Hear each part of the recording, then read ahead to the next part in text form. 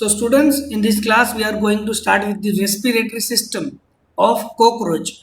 पिछली क्लास में हमने थोड़ा इलेबोरेट करके डाइजेस्टिव सिस्टम तक हमने किया था. इस क्लास में मैं आपको रेस्पिरेटरी सिस्टम के बारे में बात करूंगा. ठीक है. अब रेस्पिरेटरी सिस्टम क्या होती है ये आप ऑलरेडी 10th क्लास में पढ़े हैं, राइट. चैप्टर नंबर 6 आपको याद दिला दूं, लाइफ प्रोसेसेस में आपने रेस्पिरेशन पढ़ा था, ह्यूमन का पढ़ा था, राइट. बट आप अवेयर हैं कि रेस्पिरेशन क्या होता है. ठीक है. अब यहाँ अगर हम कॉकरोच की बात करें तो सभी को रेस्पिरेशन की रिक्वायरमेंट पड़ती है. जितने भी ऑर्गेनिजम्स हैं, लिविंग ऑर्गेनिज्म इस अर्थ के ऊपर, उन सभी जीवों को रेस्पिरेशन की जरूरत जो है पड़ती है, रिक्वायरमेंट जो है पड़ती है. ठीक है. तो over here if you are taking the example of the insect that is the cockroach. So in cockroach the respiratory system it consists of tracheal tubules. यहाँ एक छोटी छोटी ट्यूब लाइक स्ट्रक्चर होगा जिसको हम क्या कहते हैं, ट्रेकियल ट्यूब्स कहते हैं, राइट. क्या कहते हैं, tracheal tubes which are endodermal in origin. आपको ओरिजिन जो है सभी का याद रखना है. ओरिजिन आपको पता है कि जो हमारा एम्ब्रियो डेवलप होता है, ह्यूमंस का ले लीजिए आप या कोई भी एनिमल, स्टार्टिंग में जब रिप्रोडक्शन की प्रोसेस होती है उसके बाद फर्टिलाइजेशन होता है, आफ्टर दैट उसमें एक एम्ब्रियो डेवलप होता है. तो उसमें 3 जर्म लेयर डेवलप होते हैं. टोटल 3 जर्म लेयर डेवलप होते हैं जिसमें एंडोडर्म होता है, मेसोडर्म होता है और एक्टोडर्म होता है. 3 लेयर. ठीक है. एक्टोडर्म सबसे बाहर का लेयर होता है, मेसोडर्म बीच वाला लेयर होता है और एंडोडर्म जो है अंदरूनी एकदम अंदर वाला होता है. ठीक है, layer. Now each tracheal tube is internally lined with the cuticle. अब हर एक अगर हम ट्यूब की बात करें तो अंदर से किससे बनी हुई होती है, तो वो अंदर से क्यूटिकल की बनी होती है जिसको हम इंटीमा कहते हैं. That is known as intima which prevents collapsing of the tracheal tubes. तो यहाँ क्या सीखा आपने इसमें, पहली बात ये सीखी कि कॉकरोच की जो रेस्पिरेटरी सिस्टम होती है वो ट्रेकियल ट्यूब से बनी हुई होती है, राइट. और ये ट्रेकियल ट्यूब्स की अंदरूनी अंदर की जो लाइनिंग होती है वो क्यूटिकल से बनती है. इस क्यूटिकल को हम इंटीमा कहते हैं, राइट. और ये इंटीमा का अगर हम फंक्शन की बात करें तो ये क्या करती है, ट्रेकियल ट्यूब्स को कोलैप्स नहीं होने देती है, टकराने नहीं देती है. क्या लिखा है यहाँ पर, विच प्रिवेंट्स मतलब रोकती है क्या, कोलैप्सिंग प्रोसेस. किसकी, ट्रेकियल ट्यूब्स की.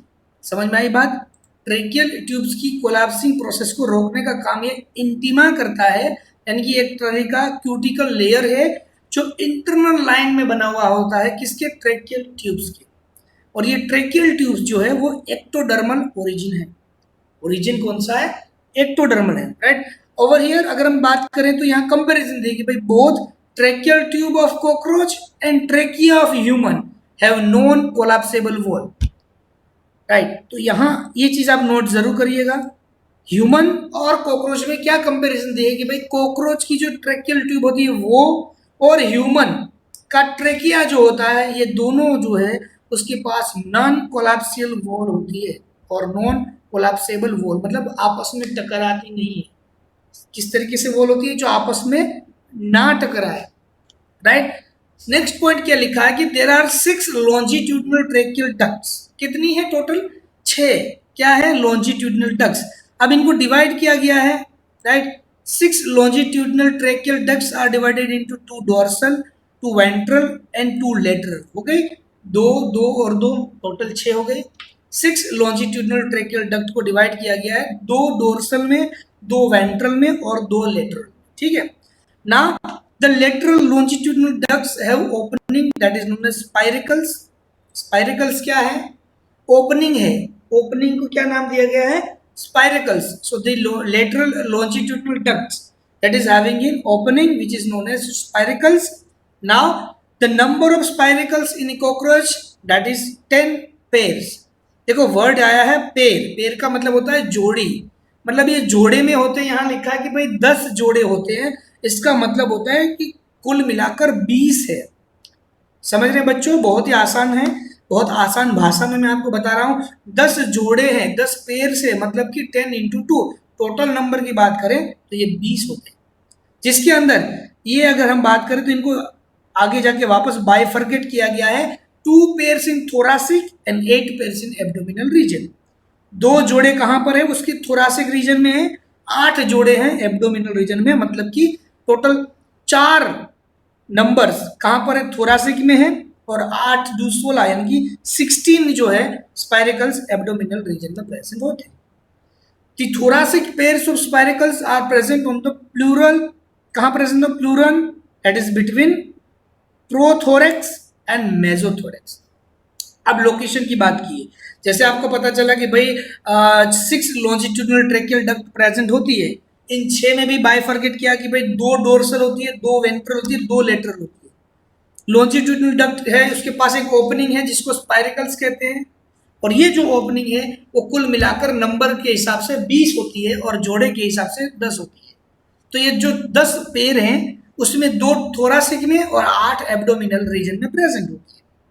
अब जो थोरासिक पेयर होती है स्पाइरिकल्स की, यानी कि ये 2 जोड़े जो थोरासिक में प्रेजेंट है, यानी कि टोटल 4 नंबर, राइट, कहां पर है, एग्जैक्ट लोकेशन उसका है प्लूरोन, that is between prothorax and मेसोथोरेक्स। क्या आ गया, प्रोथोरेक्स और मेसोथोरेक्स के बीच में, राइट, एंड मेसोथोरेक्स एंड मेटाथोरेक्स। दूसरा आ गया, 2 रीजन दिया है मेसोथोरेक्स, देखो पहला रीजन कहां दिया, बहुत ही आसान है, ऑन प्लूरोन बिटवीन प्रोथोरेक्स एंड मेसोथोरेक्स, यानी कि यहां पे याद रखिए पहला रीजन जो है उसका प्रोथोरेक्स मेसोथोरेक्स के बीच में। दूसरा क्या है, मेसोथोरेक्स और मेटाथोरेक्स के बीच में।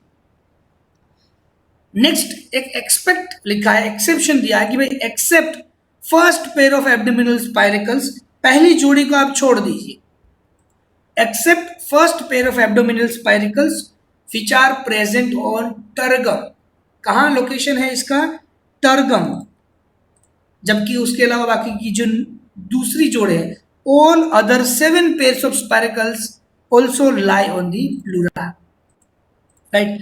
जैसे आपने देखा है यहाँ तो लोकेशन है कितने, टोटल 8 जोड़े हैं, राइट। तो इन 8 जोड़ों में से एक जोड़ जो है स्पाइरिकल्स की वो टर्गम में प्रेजेंट होती है, और रिमेनिंग जो 7 है वो प्लूरा में प्रेजेंट होती है। ओके, 7 1 8 और 8 2 10, 10 जोड़े, राइट। नेक्स्ट पॉइंट क्या लिखा है, each spiracles opens into chamber. अब स्पाइरिकल्स क्या था, ओपनिंग, राइट, लेटरल लॉन्जिट्यूडिनल जो डक्ट है उसकी ओपनिंग को हम स्पाइरिकल्स कह रहे हैं कॉकरोच में। अब ये जो स्पाइरिकल्स जो है ओपनिंग जो है वो आगे जाके बड़े से चेंबर में खुलती है, बड़े से चेंबर के अंदर खुलती है, उस चेंबर को हम एट्रियम कहते हैं। जिस बड़े से चेंबर में ये स्पाइरिकल्स खुलती है उसको हम क्या कहते हैं, एट्रियम कहते हैं। After atrium the tracheal tube ramifies into fine branches, divide हो रही है। आप ये याद रखिए कि एट्रियम में खुलने के बाद ये सारी ट्रेकियल ट्यूब जो छोटी छोटी ब्रांच में डिवाइड हो जाती है, जिसको क्या कहते हैं, ट्रेकियाई कहते हैं। ब्रांचेस ऑफ ट्रेकिया बन जाएगी, ये रही, और वो फर्दर आगे क्या होती है उसको क्या कहते हैं, ट्रेकियोल्स कहते हैं। क्या कहते हैं, tracheoles. The tracheoles do not have intima linings. अब इस ट्रेकियोल्स जो होती है छोटी छोटी, इसके पास इंटीमा लाइनिंग नहीं होती है। इंटीमा क्या था, ट्रेकियल ट्यूब जो है उसकी इंटरनल जो वॉल है उसको हम क्या कहते हैं, इंटीमा कहते हैं। अगर मैं इसको आपको सीधी सीधी भाषा में यहाँ पर ड्रॉ करके दिखाऊं तो बहुत ही आसान है। देखो सबसे पहले यहाँ पर आपको क्या है, 10 जोड़े हैं, the lateral longitudinal duct they are having opening that is spiracle. ये आया, एक ट्यूब आ रही है, ठीक है। आप देखिए इसके ऊपर रेड कलर की मैं यहाँ ड्रॉ करूँ, ये यहाँ पर मैंने इसकी ओपनिंग बना दी, तो इस ओपनिंग को क्या कहेंगे भाई, इसी ओपनिंग को हम क्या कहने वाले हैं, this is known as spiracles. इस ओपनिंग को मैं क्या कहूंगा, स्पाइरिकल्स। कहाँ लिखा, ये रहा स्पाइरिकल्स, ठीक है। अब ये 10 पेयर से टोटल कितनी है, ऐसी 10 बनी हुई है जोड़े में, यानी कि टोटल नंबर कितने हो जाएंगे, टोटल नंबर हो जाएंगे 20, टोटल नंबर हो जाएंगे 20। अब ये जो ओपनिंग आई है, अब आगे क्या लिखा है कि यहाँ पहली जोड़ों को छोड़ के बाकी की 7 जोड़े प्लूरा में प्रेजेंट होती है। अब ये हर एक, अगर हम बात करें एट्रिया स्पाइरिकल्स जो है, सबसे पहले तो इसकी ओपनिंग जो है, यहाँ एक छोटी सी जो ओपनिंग वाला एरिया है, राइट। ये कहाँ खुलती है? एक बहुत बड़े चेंबर में खुलती है, यानी कि कुछ इस तरीके से इसके साथ बड़ा सा चेंबर कनेक्टेड है। सारी देखो इसके अंदर खुल गई, बड़े टंकी में छोटी छोटी नलियां आपने रख दी, सेम राइट। अब ये जो टंकी में खुलती है ना, उस चेंबर को क्या कहते हैं? एट्रियम कहते हैं। उस चेंबर को, इस चेंबर को क्या कहेंगे हम? एट्रियम कहते हैं, राइट। और ये बड़ी सी चेंबर में आने के बाद ये अपने आप को ऐसे छोटे छोटे में हिस्सों में डिवाइड करती है, फाइन ब्रांचेस में डिवाइड करती है, और उसको हम कहते हैं ट्रैकियोल्स, राइट। और उसकी इंटरनल लाइनिंग में इंटीमा प्रेजेंट नहीं होता है। बहुत ही आसान है। ये रेस्पिरेटरी सिस्टम के बारे में हम बात कर रहे थे, ठीक है। आगे बढ़े, अब हम बात करते हैं प्रोसेस ऑफ रेस्पिरेशन। किस तरीके से कॉकरोच में रेस्पिरेशन होता है, तो उस प्रोसेस के बारे में हमें बात करनी है। अब बात करते हैं process of respiration, right. Cockroach की जो रेस्पिरेटरी सिस्टम है उसमें दो अलग अलग प्रोसेस से रेस्पिरेशन होता है, जिसमें पहला जो है वो है रेस्टिंग स्टेज। नंबर 1 हम किसे कहेंगे? रेस्टिंग स्टेज को कहेंगे। और नंबर 2 हम कहेंगे एक्टिव स्टेज को। समझ में आया? एक होता है रेस्टिंग स्टेज, दूसरा होता है एक्टिव स्टेज। रेस्टिंग, आप देखो शब्द को पकड़ लीजिए, आप छोड़िए नहीं, एकदम पकड़ लीजिए। रेस्टिंग का आपको मतलब पता है, नॉर्मल मतलब है। एक्टिव क्या होता है वो भी आपको पता है, ठीक है। Now during the resting stage the abdominal movement are absent. देखो यहां पर कौन सी मूवमेंट नहीं हो रही है, ये आदमी हाईलाइट क्यों कर रहा हूं, ताकि आप उस चीज के ऊपर, उस शब्द के ऊपर, वर्ड के ऊपर, या उस फ्रेज, जो फ्रेज है उसके ऊपर थोड़ा फोकस करें। ड्यूरिंग दिस स्टेज, कौन सा स्टेज है? Resting stage. Abdominal movements are absent and the requirement of oxygen is less. Keep in mind, यहां पर ऑक्सीजन की रिक्वायरमेंट कम होगी। समझ में आया? रेस्टिंग स्टेज में ऑक्सीजन की ज्यादा जरूरत नहीं है, राइट। तो एब्डोमिनल मूवमेंट जो है वो एब्सेंट होगी। Now all the 10 pairs of spiracle, कितनी जोड़े हैं स्पाइरिकल्स की? हमने पढ़ी थी 10 थी, राइट। जिसमें डिवाइड किया था 2 और 8 को, 8 को वापस डिवाइड किया था 1 and 7 में, right. So over here all the 10 pairs of spiracles remain open during both inspiration and expiration, या फिर इंस्पायरेशन एंड एक्सपायरेशन। इन दोनों प्रोसेस में ये जो 10 पेयर्स है स्पाइरिकल्स की, इट विल रिमेन ओपन। कैसे रहेगी? ओपन, खुली रहेगी, याद रखिएगा, ठीक है। Now what is inspiration and what is expiration या एक्सपायरेशन? इनहेलेशन, एक्सहेलेशन है, सांस लेना, दैट इज इंस्पिरेशन। सांस को छोड़ना, दैट इज एक्सपायरेशन। ये आप 10th में पढ़े हुए, राइट। आगे बढ़ते, during resting stage the tissue fluid is also drawn into tracheoles. Tracheoles में जाता है, ट्रैक्यूल्स हमने पढ़ा था, राइट। ओपनिंग के बाद, राइट, जो ओपनिंग हो जाती है उसमें स्टिप्यूल्स के बाद जो ओपनिंग्स होती है उसमें से भी जो ब्रांचेस बनती है उसको ट्रैक्यूल्स कहते हैं। अभी अभी जस्ट यहां पर पढ़ा हमने, राइट। यहां पर मैंने आपको पढ़ाया 10 जोड़े स्पाइरिकल्स आया, स्पाइरिकल्स में से भी ओपनिंग हो जाएगी। कहां ओपनिंग होगी? एट्रियम के अंदर होगी। स्पाइरिकल्स आया, एट्रियम में ओपनिंग हो रही, तो उस इंडिविजुअल ओपनिंग जो जा रही है उसको हम ट्रैक्यूल्स कहते हैं। इसको आसान भाषा में समझना है तो ऐसे समझिए कि आपका जो हाथ है उसको आप कंसीडर करिए स्पाइरिकल्स है। आपका जो हाथ है स्पाइरिकल्स कंसीडर करिए, और आपके हाथ की जो उंगलियां हैं वो एक बड़ी सी ट्यूब में से बनी हुई 5 छोटी छोटी ट्यूब है, उसको आप कंसीडर क्या करेंगे? ट्रैक्यूल्स कंसीडर करेंगे। सेम है, बहुत इजी है, ठीक है। Okay, now during resting stage the tissue fluid is also drawn into tracheoles. Tracheoles में टिश्यू फ्लूइड जाता है, and the oxygen diffuses into the tissue after it is dissolved in the tissue fluid. Oxygen diffuse हो जाएगा कब? Tissue में, जब वो dissolve हो जाएगा टिश्यू के फ्लूइड में। तो सबसे पहले टिश्यू फ्लूइड में ऑक्सीजन क्या होता है? डिफ्यूज होता है, देन डिसॉल्व होता है। सॉरी, टिश्यू फ्लूइड में सबसे पहले डिसॉल्व होगा ऑक्सीजन, डिसॉल्व होने के बाद वो डिफ्यूज होगा। बात समझ में आ रही है? नेक्स्ट एक्टिव स्टेज, ये तो रेस्टिंग था, आराम करने वाला स्टेज था। अब बात करते हैं एक्टिव की। तो एक्टिव स्टेज में क्या होता है? दिस स्टेज अब इस स्टेज में क्या होता है, the abdominal movements become active. यहाँ एब्डोमिनल की जो मूवमेंट है वो एक्टिव हो जाएगी। रेस्टिंग में क्या है, एब्सेंटी। यहाँ abdominal movement become active and the oxygen requirement is also increase. वहां तो लेस थी लेकिन यहाँ ऑक्सीजन की जरूरत पड़ जाएगी। समझ में आया? एक्टिव स्टेज है, एब्डोमिनल की मूवमेंट जो है वो एक्टिव है और ऑक्सीजन की रिक्वायरमेंट जो है वो इंक्रीज हो जाती है, क्योंकि यहाँ एक्टिव स्टेज हुआ। The tissue fluid is not drawn into tracheoles. अब यहाँ टिश्यू फ्लूइड जो है ट्रेकियल्स में नहीं जाएगा, ट्रेक्यूल्स के अंदर नहीं जाएगा।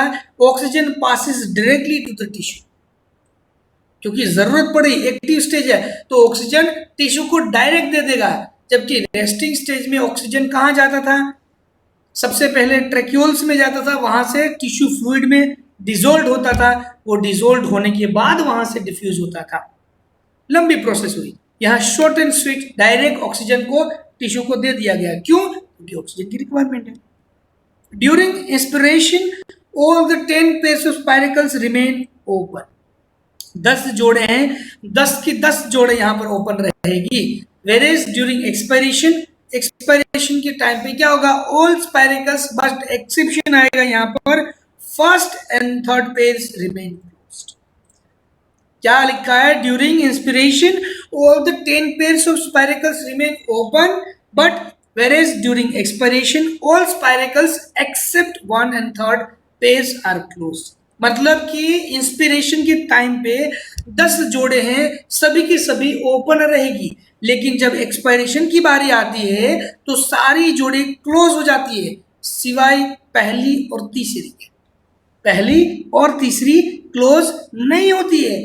This means what, that the first pair of thoracic and first pair of abdominal spiracles remain always open। इस स्टेटमेंट को लिख लीजिए।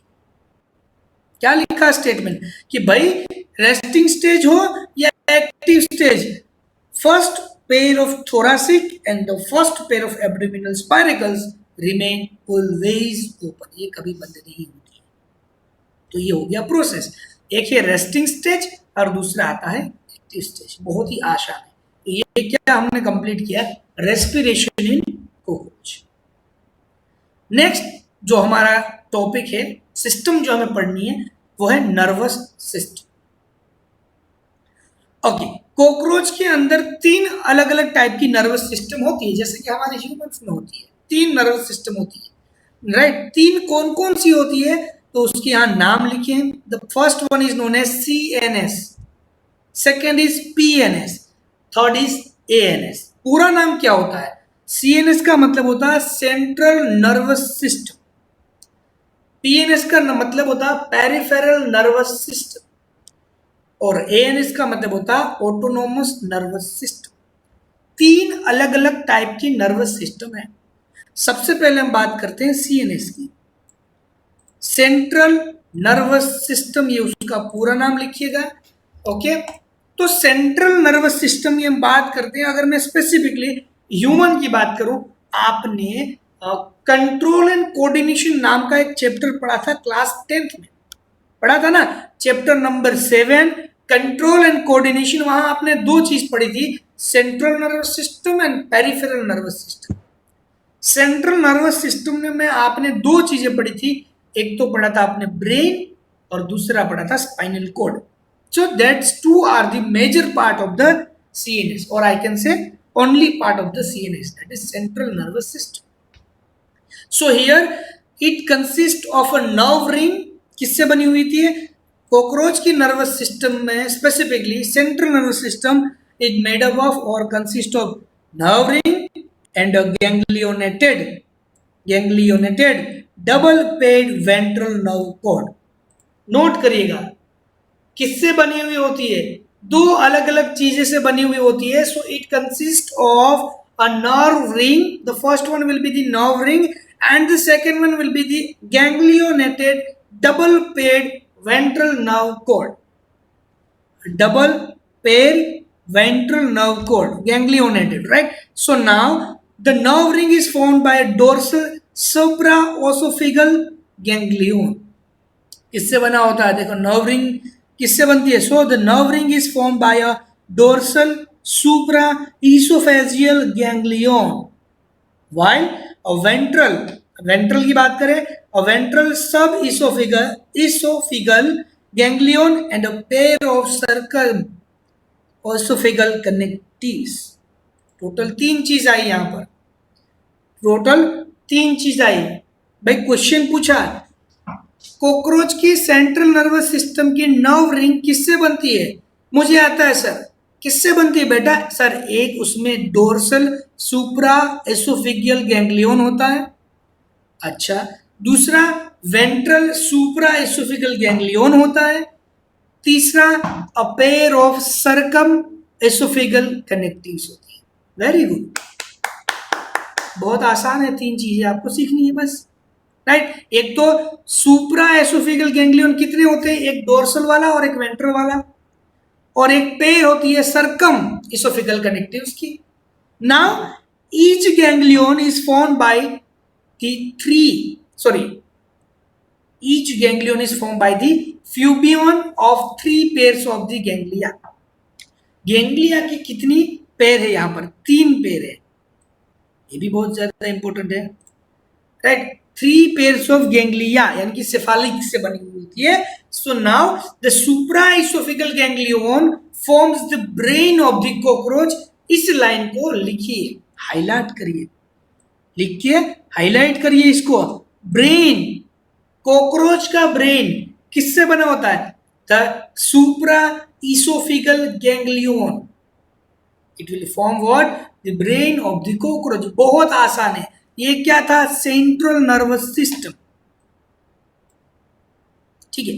अब इसमें और चीज है, क्या है? The ventral nerve code is paid and solid, unlike earthworm की तरह वेंट्रल नर्व कोड जो होता है इट्स पेड एंड सॉलिड। कैसा होता है? पेड होता है जोड़ों में, पेड एंड सॉलिड होता है। But unlike earthworm it is neither fused nor enclosed in a common sheet. Earthworm में वेंट्रल नर्व जो होता है वो फ्यूज्ड होता है और एनक्लोज्ड होता है कॉमन शीट में, जो यहां नहीं है। तो पूछा गया भाई कॉकरोच का वेंट्रल नर्व कोड अर्थवर्म के मुकाबले अलग कैसे है? अरे सर वेंट्रल नर्व कोड जो है वो पेड सॉलिड होता है कॉकरोच में, जबकि अर्थवर्म में वो फ्यूज्ड और एक कॉमन शीट में एनक्लोज्ड होता है, ठीक है। अब अर्थवर्म को हमें पढ़ना नहीं है, अदरवाइज वहां पर ये आता डिटेल, ठीक है। नेक्स्ट क्या लिखा है? It contains 9 pair of ganglia. कितनी पेयर है भाई गैंग्लिया की? Total 9। It contains 9 pairs of ganglia, जिसमें 3 pairs in thoracic region while 6 pairs in abdominal region. हो गया ना, 6 और 3 9 पेयर, यानी कि जोड़े में संख्या हो गई 18, नंबर्स विल बी 18। 9 पेयर है, 18 नंबर है। डिवाइड कैसे किया गया है? 3 पेयर जो है थोरासिक रीजन में, 6 पेयर जो है वो एब्डोमिनल रीजन में होती है। Now the 6th abdominal ganglion present in the 7th segment is the largest one. लिखिए, बहुत इंपॉर्टेंट। सबसे बड़ा कौन सा है? 9 पेयर जो गैंग्लिया की है उसमें सबसे बड़ा कौन सा है? तो उसमें सबसे बड़ा आएगा 6th नंबर का। 6th एब्डोमिनल गैंग्लियन जो होता है that will be the largest. Largest कौन सा है? 6th abdominal ganglion. प्रेजेंट कहां होता है? 7th सेगमेंट में प्रेजेंट होता है, रिप्रेजेंटिंग मेनी फ्यूज्ड गैंग्लिया। ये आगे जाके बहुत ज्यादा फ्यूज्ड गैंग्लिया को रिप्रेजेंट करता है। And supplies the nerves to the muscles of the rest of the segment. बाकी सारे सेगमेंट में ये नर्व्स को क्या करता है? सप्लाई करने का काम करता है, कार्य है इसका। क्लियर हो गया? ये हो गया सेंट्रल नर्वस सिस्टम, जो आपको सही से पढ़नी है, याद रखनी है। दूसरी चीज जो है वो है दूसरी नर्वस सिस्टम है पीएनएस एएनएस। पीएनएस का पूरा नाम है peripheral nervous system. So the nerves arising from brain and ganglia of the ventral nerve code comprise the PNS. मतलब एकदम कंप्राइज होकर क्या बनाएगा? पीएनएस। पूरा नाम पेरिफेरल नर्वस सिस्टम। कहां से बना भाई? कैसे बना है? तो कि तो भाई जी नर्व्स जो होते हैं that is arising from the brain and ganglia. तो यहां आपको याद रखना कि ब्रेन और गैंग्लिया जो है वो है सेंट्रल नर्वस सिस्टम। ह्यूमन में ब्रेन एंड स्पाइनल कोड होता है सेम, राइट। तो यहाँ ब्रेन और गैंग्लिया में से जो नर्व्स अराइज होते हैं वेंट्रल नर्व कॉर्ड सारे कंप्राइज हो जाएंगे, तो वो हो जाएंगे पीएनएस, पेरिफेरल नर्वस सिस्टम। एक और है ANS, autonomous nervous system. Autonomous nervous system क्या है? So is also known as the visceral nervous system. Autonomous nervous system का दूसरा नाम विसरल नर्वस सिस्टम। तीसरा नाम क्या है भाई? तीसरा नाम है इसका स्टोमोगैस्ट्रिक। क्या है? स्टोमोगैस्ट्रिक नर्वस सिस्टम। याद रखिएगा नाम। ऑटोनोमस नर्वस सिस्टम के दो नाम है बच्चों, visceral nervous system and stomogastric nervous system, because it mainly supplies the anterior part of the alimentary canal. Alimentary canal का जो एंटीरियर पार्ट होता है उसी में सप्लाई करने का काम करता है, right. The important ganglia of ANS यानी कि ऑटोनोमस नर्वस सिस्टम की गैंग्लिया, इंपोर्टेंट गैंग्लिया की बात करें that is frontal ganglion, ingluvial ganglion. कहां पर प्रेजेंट होती है? क्रोप में। Crop is a part of the alimentary canal. कौन सी है important ganglia of the ANS? Crop में दो होती है, frontal ganglion and ingluvial ganglion. And एक और है गिजार्ड की, दैट इज दी गिजार्ड में जो है उसको कहते हैं प्रोवेंट्रिकुलर गैंग्लियन। क्या कहते हैं? प्रोवेंट्रिकुलर गैंग्लियन गिजार्ड में होती है। तो ये हो गया PNS and ANS. It's very easy, right. ANS मतलब ऑटोनोमस नर्वस सिस्टम हो गया और पीएनएस का मतलब हो गया पेरिफेरल नर्वस सिस्टम। बहुत ही आसान है, क्लियर हो गया? ओके, अब हम बात करेंगे एंडोक्राइन सिस्टम के बारे में, ठीक है। तीन अलग अलग टाइप्स के बारे में पढ़ना है कॉकरोच की। तो कॉकरोच की जो एंडोक्राइन सिस्टम है, कॉकरोच की जो एंडोक्राइन सिस्टम है वो कुल मिलाकर तीन अलग अलग टाइप्स की होती है। पहले स्टेटमेंट में लिखा है ना भाई, क्या लिखा है कि तीन अलग अलग टाइप की है। यहाँ लिखा 3 types of endocrine glands. System में तीन अलग अलग एंडोक्राइन ग्लैंड्स होती है। ओके, कौन कौन सी होती है? नंबर 1 कॉर्पोरा कार्डियाका या फिर cardiaca. Number 2 corpora allata and number 3 prothoracic gland. ये तीन अलग अलग ग्लैंड के नाम हैं। अब ग्लैंड है तो कोई हार्मोन भी सिक्रीट कर रही होगी, राइट। सो सबसे पहले बात करते हैं कॉर्पोरा कार्डियाका की। It is the paid gland. Paid मतलब जोड़ी में होती है, एक नहीं है, दो है मतलब। सो ये क्या है? It is a paired gland. Each gland is present below brain. कहां प्रेजेंट है? लोकेशन क्या है इसका? Below brain on either side of the ventral nerve cord. किसी भी वेंट्रल नर्व के साइड पे होती है, right. The hormones produce from brain that will be the neuro hormone. यहां से आपको ये बताया जा रहा है कि भाई हार्मोन जो है ब्रेन जो प्रोड्यूस करता है उसका नाम है न्यूरो हार्मोन, राइट। तो क्या है लिखा है कि the hormones produced from the brain that is the neuro hormone is going to accumulate in corpora cardiaca before they are released into the body. भाई जो हार्मोन ब्रेन प्रोड्यूस कर रहा है वो हार्मोन कॉर्पोरा कार्डियाका क्या कर रही है? वहां पर इकट्ठा कर रही है, एक्यूमुलेट कर रही है, बॉडी में जाए उससे पहले। These hormones regulate metabolism of the body. Regulation function क्या है हार्मोन का? रेगुलेट या फिर regulation of metabolism of the body including heart beat, breathing mechanism and peristalsis. Peristalsis जो है ये पेरिस्टाल्टिक मूवमेंट आपने क्लास 10 में पढ़ी थी, ईसोफेगस में होती थी। फूड को नीचे जाने के लिए क्रॉलिंग मूवमेंट जो होती है वो, राइट। तो ये कंट्रोल करता है heart beat, breathing mechanism and peristalsis. Clear है? कौन करता है? कॉर्पोरा कार्डियाका। नंबर 2 पे जाते हैं, कॉर्पोरा अलाटा में। दीज बॉडीज यानी कि 1 पेयर है, देखो यहाँ लिख दिया है कितनी है, 1 पेयर है, are attach to corpora cardiaca. ये अटैच किस साथ है? कॉर्पोरा कार्डियाका के साथ, that is close to brain. Obviously क्यों? क्योंकि ब्रेन के पास कॉर्पोरा कार्डियाका है, वो ब्रेन से सीक्रेट होने वाला न्यूरो हार्मोन इकट्ठा करके रखती है और ये हार्मोन जरूरत पड़ने में बॉडी में वो सीक्रेट करती है। और इस हार्मोन का फंक्शन था regulation of metabolism, heart beat, breathing mechanism and peristalsis. Corpora allata इसके पास वाली, इसके साथ अटैच है कॉर्पोरा कार्डियाका के साथ, that means close to the brain on either side of the ventral nerve cord. क्या प्रोड्यूस करती है भाई? एक हार्मोन प्रोड्यूस करती है जिसको जुवेनाइल हार्मोन कहते हैं।